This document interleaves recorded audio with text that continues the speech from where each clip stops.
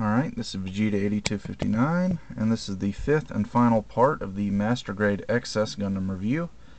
And in this part I'm just going to go over the weapons and accessories really quickly, do one last size comparison, and give my final thoughts on the kit.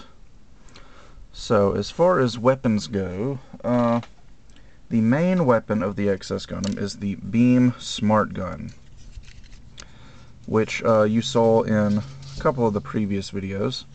And it's actually pretty long. It's about the same height as XS Gundam himself.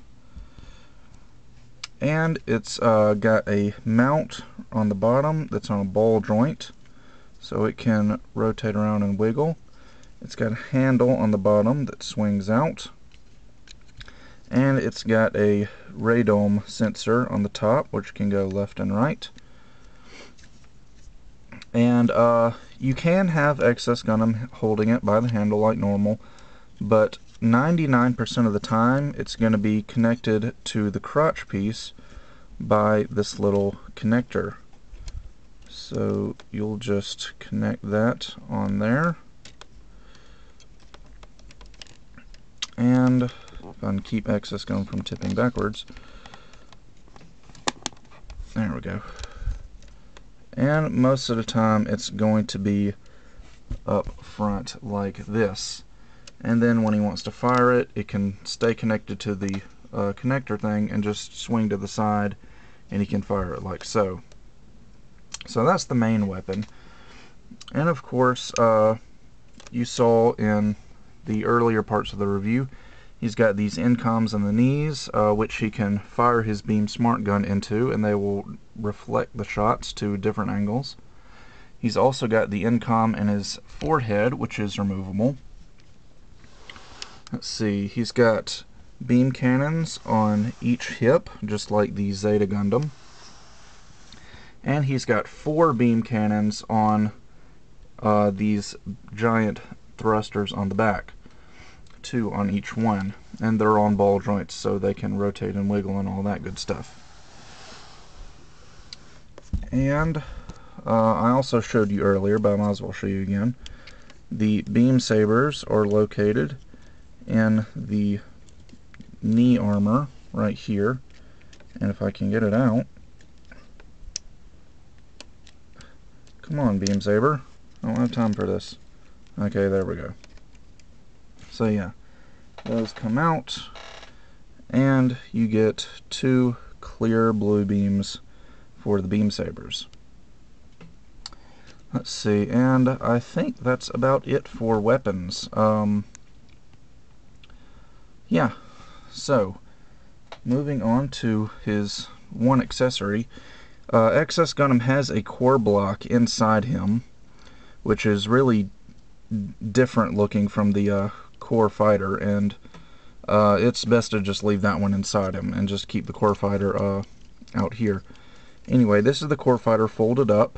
To unfold it, all you've got to do is bring the nose cone up, pull it out, and then the wings come out of the sides. He's got, oops, 2 in the front, or no, 2 in the back, and then 2 small wings in the front here. So a 4-winged core fighter, and it actually has the exact same front cockpit area as the original RX-78's core fighter, so I thought that was a nice little touch. And of course, as you've seen before in earlier parts of the review, core fighter comes with this little connector, which you can use to connect it to the display base. Now, a couple of you wanted me to do a size comparison to a perfect grade Gundam. So here is the perfect grade RX-78 next to Master Grade XS Gundam, and if you count the display base, XS Gundam is going to be a little bit taller.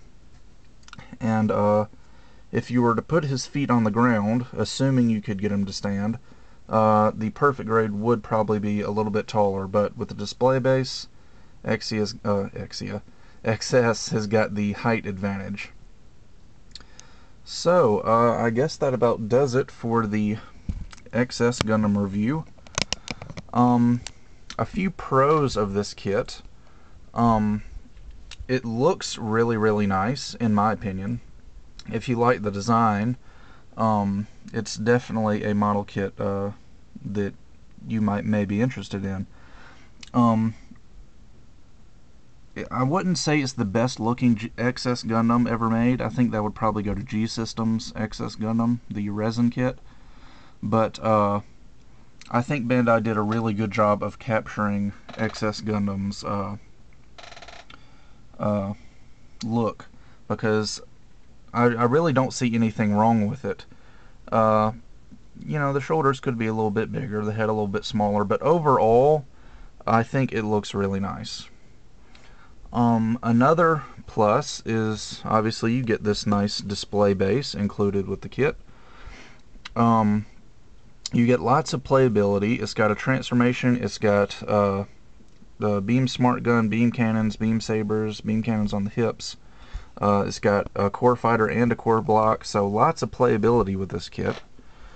And yeah, it's just overall is, oh, I forgot, another plus is its size. I think just generally big, bulky model kits like this tend to look nicer, but then again, that's just my opinion. I'm probably being a little bit biased there.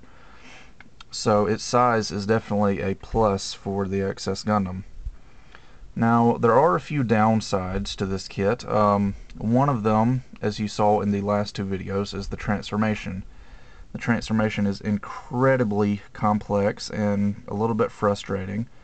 So if you really don't like complex, frustrating transformations, you might want to turn away from this model kit, or just do like me and keep it permanently in mobile suit mode. In fact, when I transformed it for this review was only the second time I'd ever done so, and probably, well, yeah, will probably be the last time I'll ever transform it.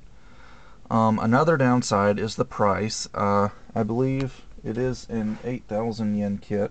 In fact, let me check the box.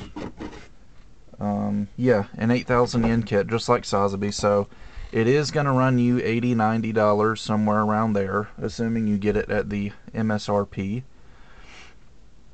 So it's an expensive master grade, but then again, I think you are getting what you pay for.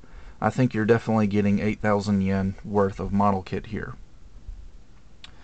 And another downside is, while he does have a fair bit of articulation, his posability isn't that great, because he has basically all the same articulation as your average master grade, but because of how bulky his armor is, he can't really move those articulation points too well.